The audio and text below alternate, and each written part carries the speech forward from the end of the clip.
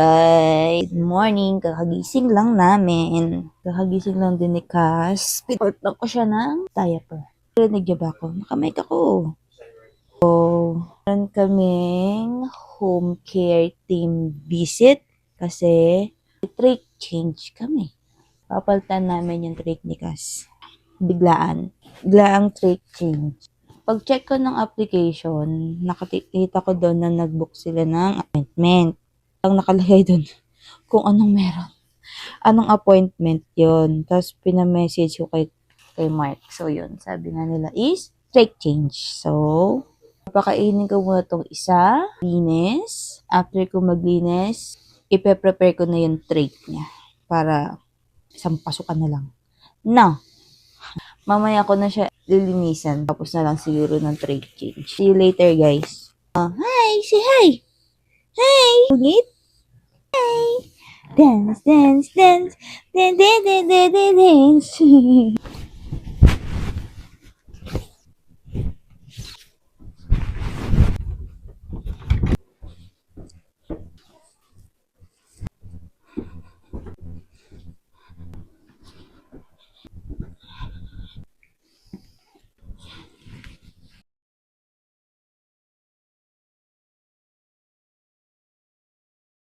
Kasungit naman. Kakain na si Cass. Kailangan natin siya bilhin ng bib pa. Ano lang? Gusto mong kape? Kape, oh. Sige. Wow! Wow! Yoyo. Ang sarap ng buhay mo naman. Okay ka.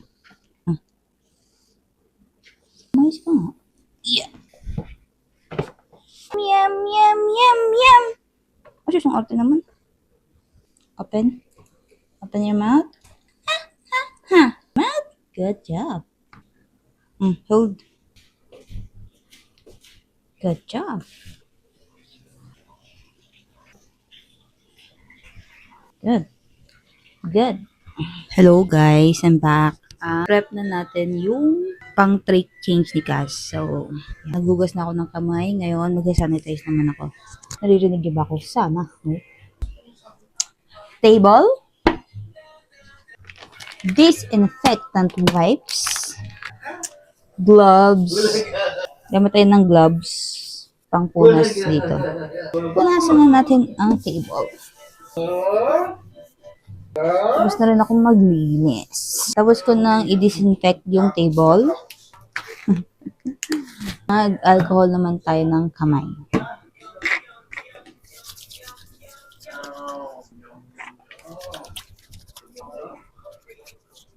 Gloves na tayo ulit.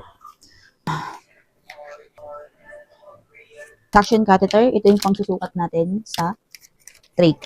Next is care record. Dito tayo magsusukat.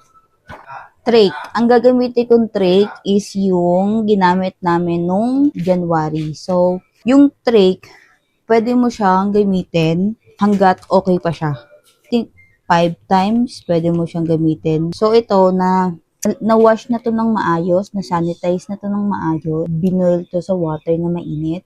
So, pwede natin ito gamitin. And, muco or lubricant. Kung ilalagay mo dito para mabilis mapasok sa stoma niya.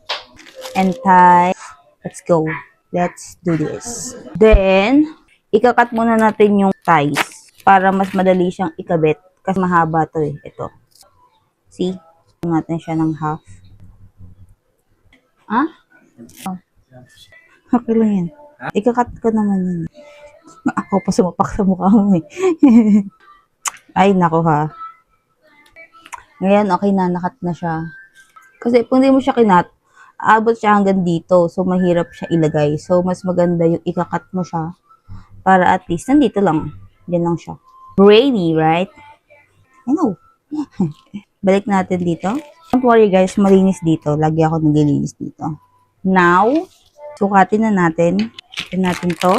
Pag magsusukat tayo, dapat yung hahawakan sa tip kasi papasok natin to dun sa trach. Hindi siya pwedeng hawakan. Love, kailangan ko ng ballpen. Bigyan mo ang ballpen. Pag maglilinis kayo ng trach, yan, lalagyan nyo ng name, date, and yung date of birth. Game, sukatin na natin to. Lab, pwede mo ba akong bigyan saglit? Kasi isusukatin ko to, papayita ko sa kanila. Ito na yung tray. Malinis to. Huwag nyo nga hawakan dito. Dapat dito lang. Okay. Just remove the obturator. Ito yung Dapat obturator. English lang. Tama na yung Tignan mo ko. Ito yung obturator. This is the obturator. This is the obturator. Basta ito yun. Balik natin to sa loob ng ziplock. Papasok na natin ito. Pwedeng hawakan dito. Hindi mo yan pwedeng hawakan. English. Tignan mo ko. Yan. Pag magsusukat ka, sasobrahan mo siya ng 0.5 para pag nag-suction ka, masasuction mo pa rin yung lalamunan niya. So, ito na. excess 0.5. Huwag mo susuntuin kung alam mo. Ayan, ganyan na. Tapos isusukat. Uy, halika na! Ito yung suction catheter. Tapos may butas yung suction catheter na yan. So, ayun yung pinakasobra niyang 0.5. So, ganito mo siya susukatin. Hindi mo to pwedeng ilapat dito. Kailangan mata-mata lang. Pero ito pwede naman. So, ganyan lang ginagawa ko. Ganyan. So, yan. Tama na 0.5. Na siya. Ganyan na. Ayan na yung pinakasukat niya. 10.1. Then, ito, ibabalik natin sa loob. So, ngayon, meron na tayong measurement. Then, itong obturator, babalik mo siya dito. Okay? Balik natin sa loob ng ziplock. Now, ito, i-measure na natin to dito sa care record ni Cash. 10.1. 10.1 at trach. Yun lang. Lalagay mo lang dito at trach. It means, ayun yung deep ng trach niya. See? At ngayon, isusukat naman natin yung elbow connector. Madaling pagsukat ng elbow connector, pero para sa akin, mag-open pa ako ng elbow connector. So, ayoko kasi. Ngayon, yung connector naman. Ang gagawin ko is, gagamit tayo panukat. Ang tawag dito, hindi ko alam. Kalimutan ko tawag dito. Susukatin natin yung elbow connector ni Cass. Baka natin ilalagay dito. Gets? Okay, let's go. Susukat lang natin, ito lang itong dulo ng trach, then dito na sa connector. So, ganyan. Ayan. Dun ka lang sa dulo-dulo. Tapos, dito na. Ang usually na sukat niya talaga is 0.4. 5 or 0.4. Ngayon, ang sukat niya is 4.7. Ngayon, nasukat na natin 4, 5, 6, 7. Sukat niya is 4.7. So, ngayon, lalagay natin ito dito.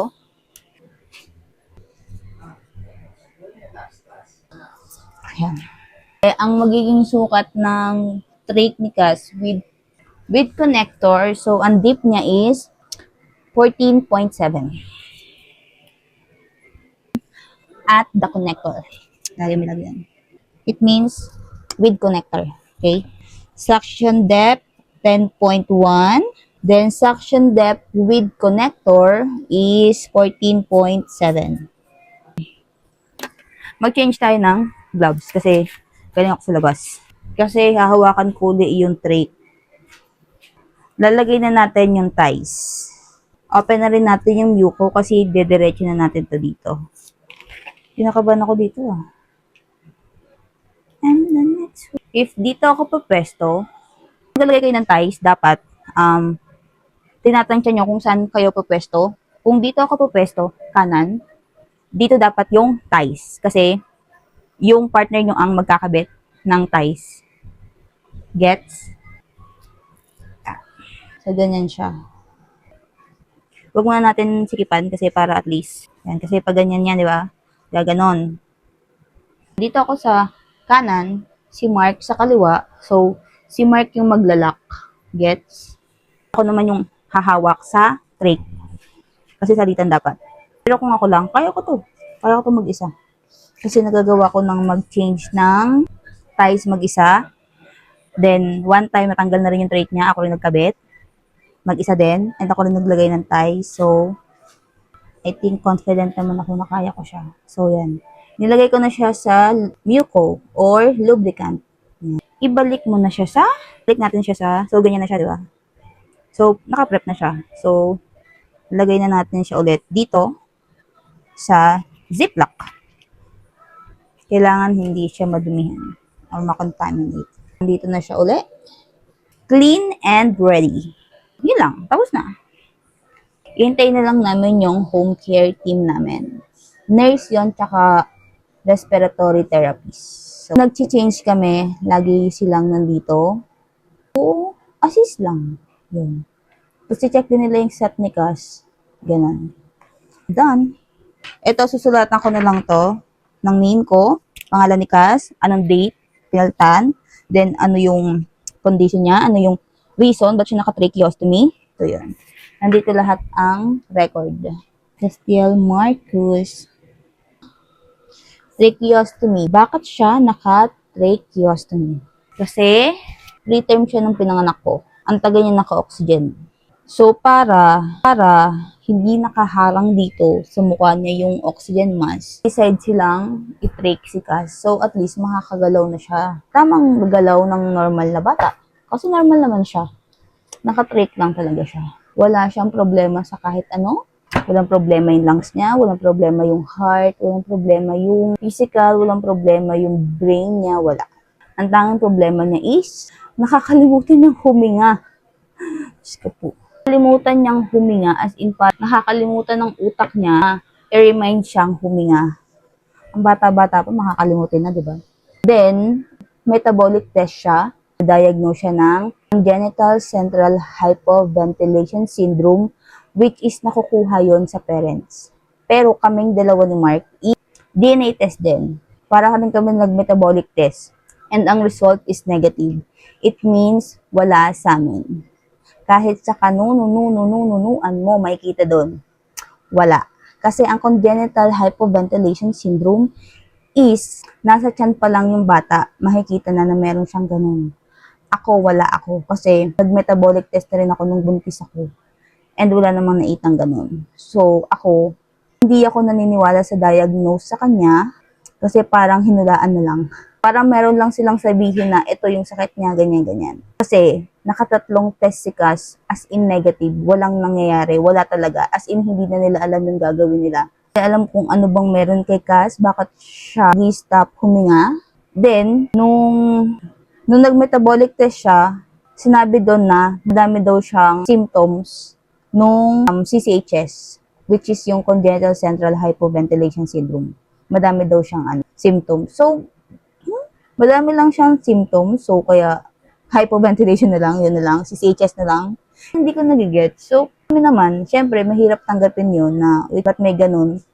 Sinabi na lang nila na bad luck lang daw yung nangyari kay Cass. Parang ang pangit painggan, di ba? So, kaya ako, naniniwala ko na situation ni Cass ngayon is ma-outgrow niya pa din. Kasi, natutulog na siya ang humihinga. Parang hindi niya na ato nakakalimutan huminga kahit in deep sleep siya. So, feeling ko naman maaga rin matatanggap ng tracheostomy. Finger cross and just pray. Yun lang. So, yun. So, if you guys are asking kung permanent ba yung trach ni Cass, my answer is no. Hindi po. Kasi, kaya ako pumayag din na i-trach si Cass kasi sinabi nila sa akin na temporary lang. Alis din siya. Sila rin yung nagsabi na ma-outgrow yun ni Cass. Pati yung surgeon niya, sinabi niya rin na ganun. Yung ibang may CCHS, meron pa rin silang oxygen. So, si Cass, nawin niya yung oxygen niya bago siya ma-discharge.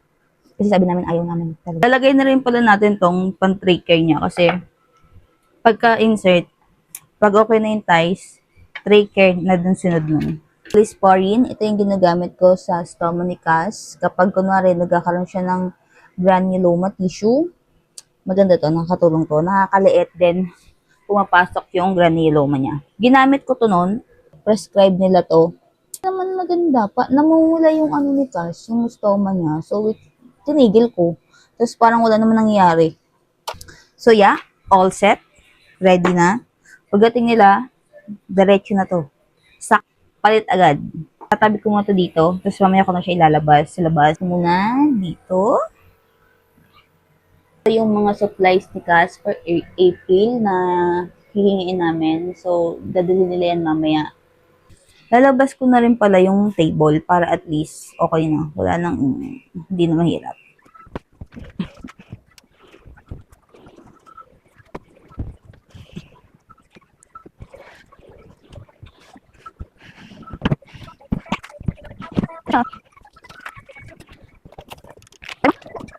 So, yan, nilabas na namin yung changing table. Ang bata! Hindi, malinis yan. Wala, Meron kang trade change. Hindi, hindi ko pasukat. May trade change ikaw. Goes up and up. That's perfect. Good. So it kind of depends on you guys if you think that he can go longer on his HME or not. Yeah, and try and do that. So we can try and extend that a bit, and then not humidity and those kinds of things. So the only concern we have. I'm recording. So, Ready? yeah.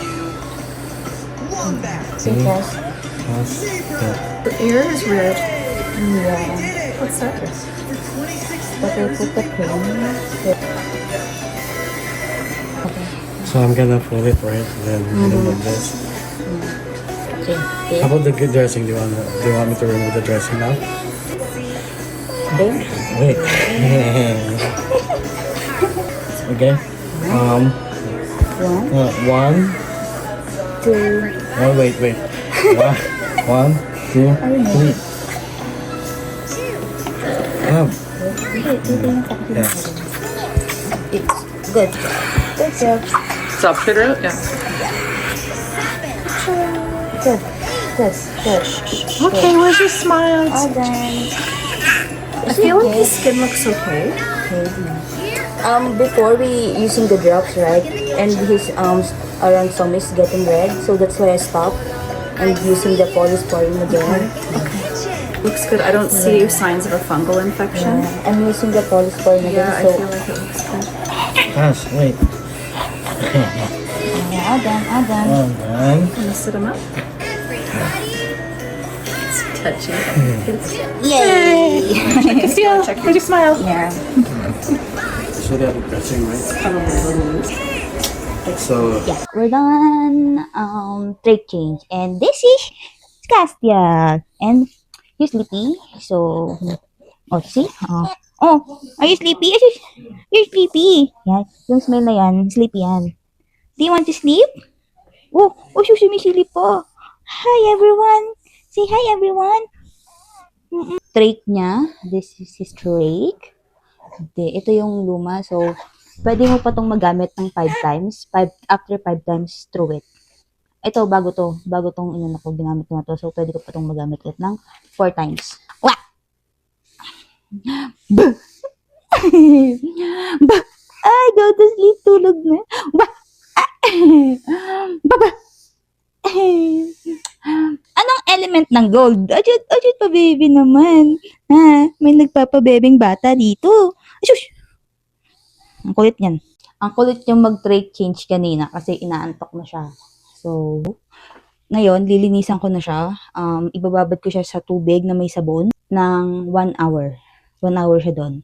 After ibabad siya sa tubig na may sabon ng 1 hour, magpapakulo ka ng tubig.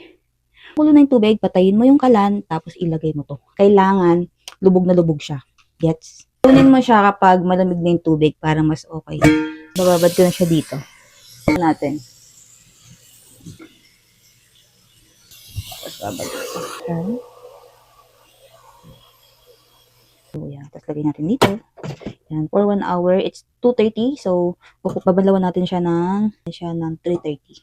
142 times 142.50 times 2. O, dito 182, 84, 85. 85. Ginagawa mo mong calculator. Ayoko nga ng math eh. Sira ulo ka pala eh.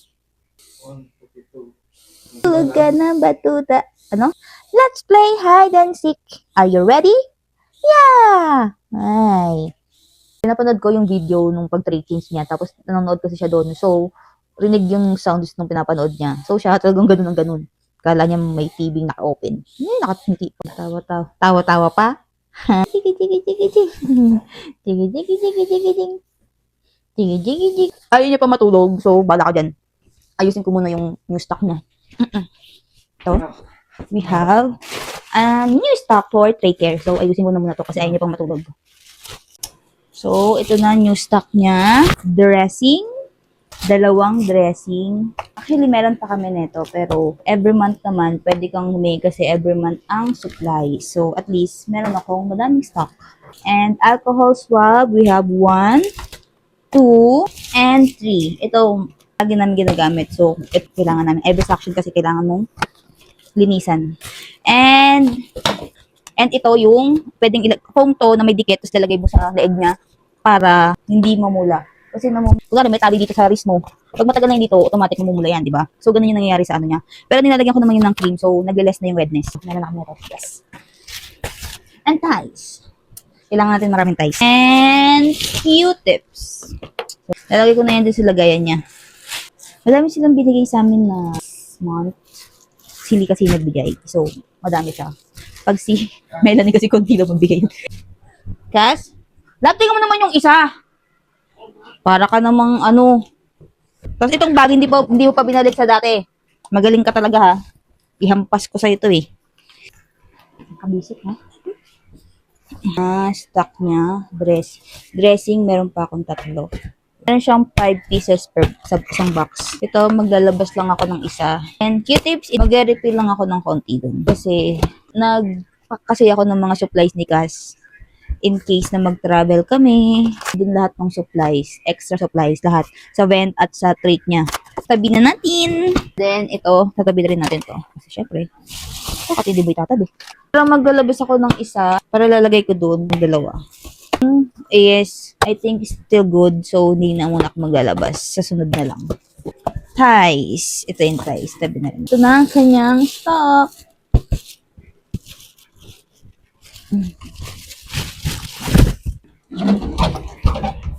Open na.